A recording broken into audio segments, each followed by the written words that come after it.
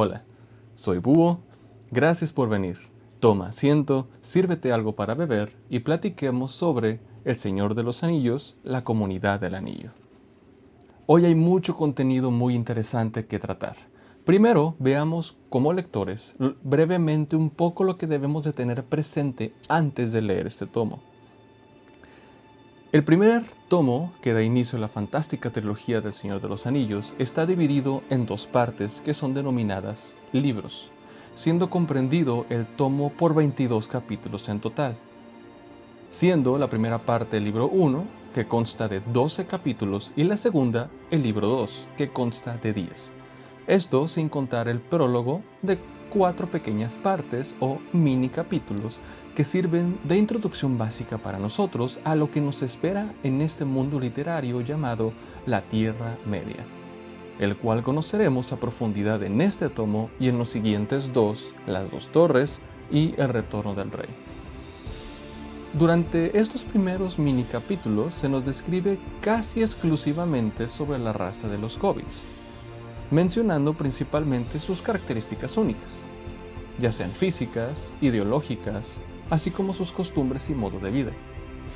Prácticamente, al abrir el libro, iniciamos aprendiendo sobre la cultura de una de las razas principales de este mundo, que serán los seres más importantes en toda la trilogía, y de los cuales la verdad es muy difícil no enamorarse de ellos.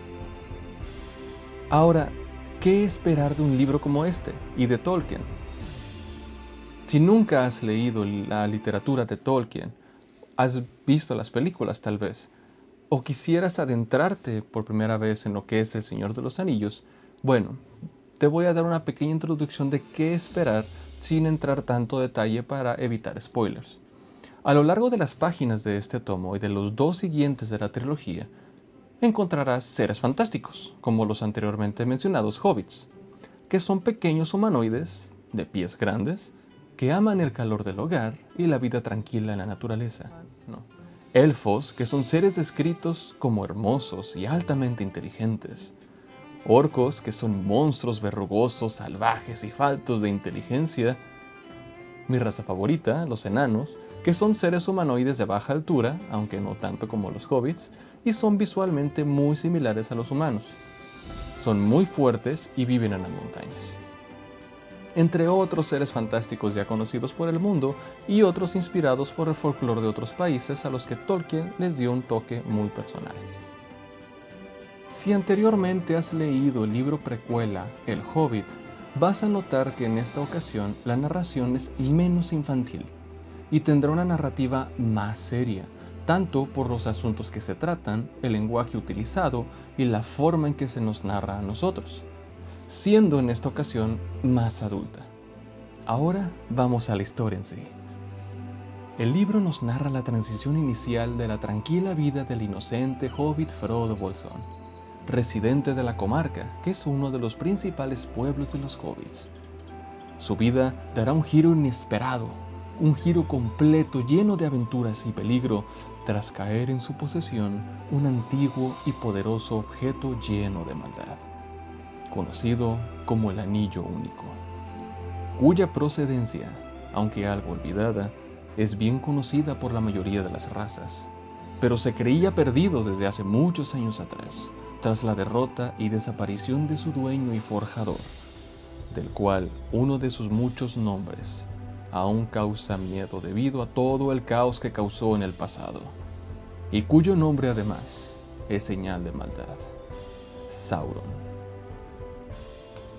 Con la reaparición del antiguo anillo y el surgimiento lento pero seguro de maldad a lo largo del continente, la Tierra Media descubre que los antiguos siervos de Sauron han vuelto a las andadas y temen que el Señor Oscuro esté recobrando sus fuerzas y esté buscando recuperar el poder que le pertenece.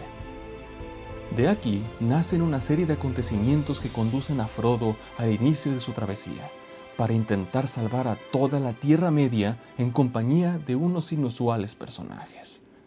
Y la única manera de lograrlo es impedir que el anillo caiga de nuevo en las manos de su antiguo dueño. Así que deben destruirlo en el mismo fuego donde fue forjado muchos años atrás, en unas oscuras y peligrosas tierras, en donde se encuentra el Orodruin, también conocida como la Montaña de Fuego.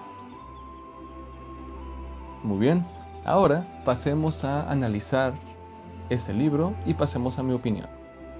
Dentro de lo técnico que encontraremos en este tomo, hay mucho que abarcar.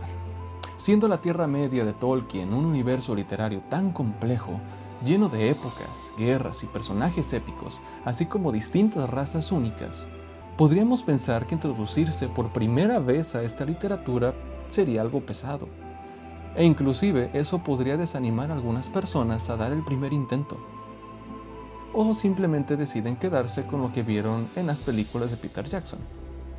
Sin embargo, podemos tener la confianza de que Tolkien sabe introducirnos poco a poco a este mundo de una manera muy amena. Pero, ya que comienzas a leerlo, ¿qué vas a encontrar? Este primer libro de la trilogía comienza con un prefacio corto en el que Tolkien nos habla brevemente y de forma muy interesante sobre el proceso creativo de su literatura. Tras esto, comenzamos con la primera introducción a la Tierra Media. El prólogo. Como dije, este habla de la raza de los hobbits y menciona algunos otros acontecimientos importantes en la Tierra Media a modo de contexto. Esta narración se da de alguien que, a modo de docente, nos enseña sobre la antigua historia de este mundo, que de hecho es nuestro mundo, pues se nos dice que la Tierra Media acontece en el pasado de nuestro mismo mundo. Y aunque esta introducción puede ser algo superficial considerando la profundidad de este mundo literario, nos sirve de una excelente introducción informativa para comprender poco a poco la trama que se nos aproxima. Ahora vamos a analizar lo técnico de la trama, sin entrar en spoilers, no te preocupes. Algo que me es imposible no resaltar, y muchos de los que lo hayan leído estarán de acuerdo conmigo, es que su narrativa nos da un aura muy grande de nostalgia, por cómo son relatados los acontecimientos y la manera en cómo nos son descritos los lugares en los que habitan y viajan los personajes del libro. Cada vez que se nos describe cómo es la geografía de un lugar, se nos son descritos de manera reflexiva y poética. ¿Cuáles son los detalles que tenía algún camino o pueblo, como el color de las flores, lo frondoso de los árboles, los aromas que se percibían, los colores que rodeaban al personaje? Nos da la sensación de que es alguien que vivió o soñaba esas bellezas de primera mano, y habla de ellas con añoranza, haciéndonos sentir que estamos en una fogata a solas con Tolkien, y nos hace imaginar y soñar con ese mundo hermoso que nos describe y nos hace desear, me hubiera gustado estar allí. Esa aura de nostalgia y de hacernos soñar con esos paisajes se encuentra presente en todo el tomo. Es notable el amor de su autor por la belleza de la naturaleza y se ven reflejadas en todas sus páginas, especialmente cuando nos sumerge en los entornos de este pasado del mundo y nos dice que algunas bellezas de la época nunca se repetirían. Ahora, debemos de tener un detalle de contexto temporal. Necesitamos tener presente algo muy importante sobre estos libros, sobre todo si es la primera vez que te vas a aventurar a leerlos. Y esta es la época en que fueron escritos. Por ejemplo, La Comunidad del Anillo fue publicado por primera vez en 1954 y 1955. Menciono esto porque la narrativa y la manera de llevar la trama son distintas a las de los libros de fantasía actuales. Es más lenta, poética, descriptiva y en un lenguaje elegante, priorizando los entornos y descripciones. Debes estar mentalizado o mentalizada en que la intención de Tolkien es que viajes a otro mundo, pero será con el lenguaje y modo de expresión de aquella época. Y para realmente disfrutar de estos libros debes estar de acuerdo en que vas a realizar esta transición, y es una transición que podría necesitar de tu paciencia, concentración y mucha de tu imaginación. Él particularmente se preocupa en que te adentres a su visión del mundo y conozcas todos los detalles posibles respecto a su Tierra Media. Te voy a poner un ejemplo. En lugar de escribir que un hobbit está caminando en un bosque frondoso y abunda el aroma a flores, Tolkien, queriendo que vivas y te traslades al bello y hermoso mundo de la Tierra Media, se va a tomar el tiempo para describirte los árboles, sus raíces, qué tipo de hierbas adornan las raíces, de qué forma están las copas de los árboles en ese momento, las flores, de qué colores son, cómo son los arbustos que tienen dichas flores, cómo está el cielo y de qué manera está la temperatura del aire, y qué aromas sienten y perciben nuestros personajes, y hasta incluso cómo a ellos dichos aromas les recuerdan a cosas de su pasado. Y esto no es una broma. Quienes ya hayan leído estos libros sabrán que tengo razón. Así es prácticamente, sobre todo el primer libro, la primera mitad del tomo. Y es gracias a todo este detallismo obsesivo que podemos sentir esa añoranza de Tolkien al hablar de un pasado hermoso y nos hace imaginar tanto detalle que, reitero, deseamos estar ahí. Si es que la lectura no te ha desesperado ya, claro está. El libro tiene un comienzo muy lento, a diferencia de, y aquí es donde menciono las películas de Peter Jackson, ya que la producción se salta casi la primera mitad del tomo para comenzar la aventura de Frodo. De hecho, un personaje en particular que no hace aparición alguna en las películas, lo hace repetidas veces en la primera mitad de la lectura. Y hay lectores quienes le adoran y otros quienes le odian, ya que en efecto, es un personaje que cuando aparece causa extensiones de páginas. Pero no me atrevo a denominarlas como relleno.